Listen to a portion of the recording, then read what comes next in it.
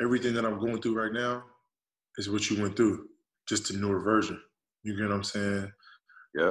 Criticism, negative energy, negativity. Why does he do this? Why does he do that?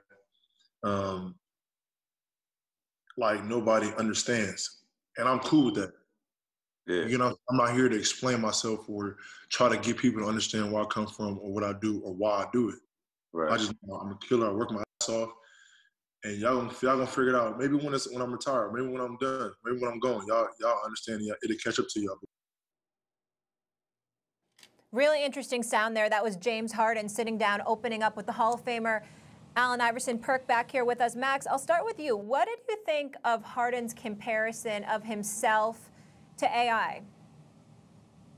Well, I think because he's talking to AI, he's identifying with him, and there are things to identify with AI about if you're James Harden. First of all, Allen Iverson, in case the kids don't know, had multiple seasons as a 6-foot-tall dude. This just doesn't happen.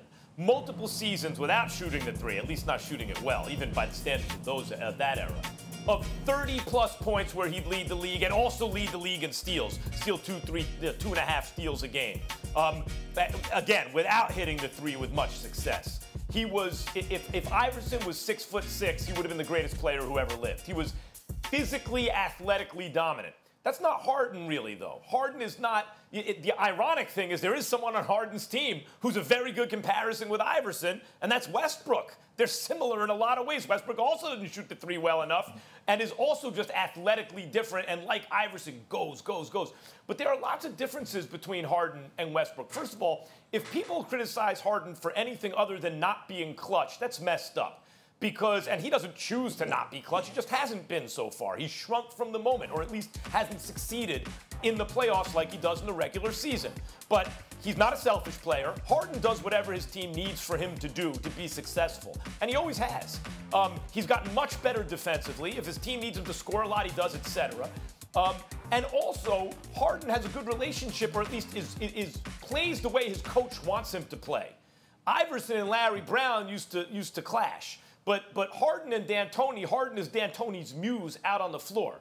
So in those fundamental differences, like I disagree with him, and it's ironic because Westbrook's on his team. There's a much better comparison there.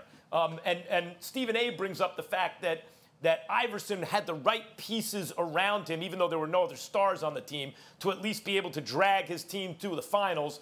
And Harden hasn't exactly, although I would add, Harden's been on much better teams than AI ever was. And AI was able to drag that team, maybe you could argue the worst team ever or one of them, to the finals and actually be the only team that took a game from the Lakers, that entire playoffs, behind AI's effort. So I would say that while the comparison is apt in certain respects, in other respects it really misses. Iverson was a leader under pressure that Harden has not yet been, and Harden has a different, more well-rounded overall game than Iverson did. Well, Max, listen. I think the thing, right? Go ahead. Go ahead, KP. Here's the thing, Max. Two different styles of play, I agree. But both of them are killers. AI was a killer. Yes, we all know that. But James Harden is a killer. Max, James Harden is arguably, he could be in the conversation as arguably one of the greatest scorers of all time. Max, you have to put some respect on this man's name. We talking about a guy that has 4 50-point triple-doubles, 160-point triple-doubles. It's nothing that James Harden can't do. And I don't say this about a lot of people, but James Harden could go out and get an easy 60. How can you say that? Drop an easy 60 ball on somebody.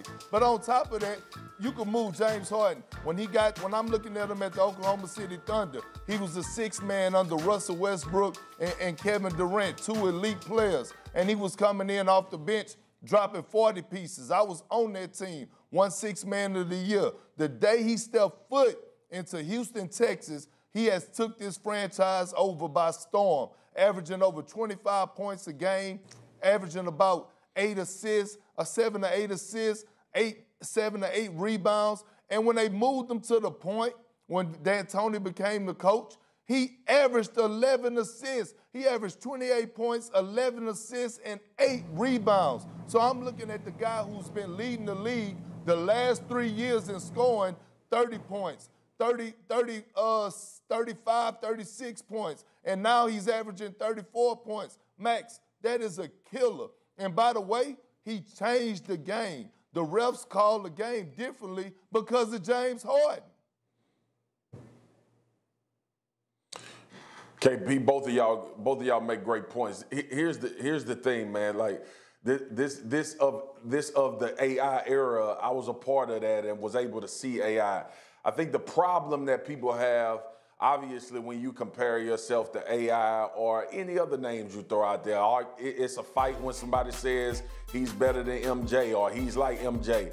AI is in that category by itself. So I think a lot of people just take offense to the whole idea that anybody would compare themselves to Allen Iverson, because we held AI in such a high regard, and not only AI the basketball player, but AI that challenged the status quo in the NBA. So a lot of those things has a lot to do with the fact that some people may sit there and watch James Harden talk about his comparison with AI and it be cringeworthy, because AI is one of those guys we put on a pedestal because of what he did, and we say, nah, that's untouchable.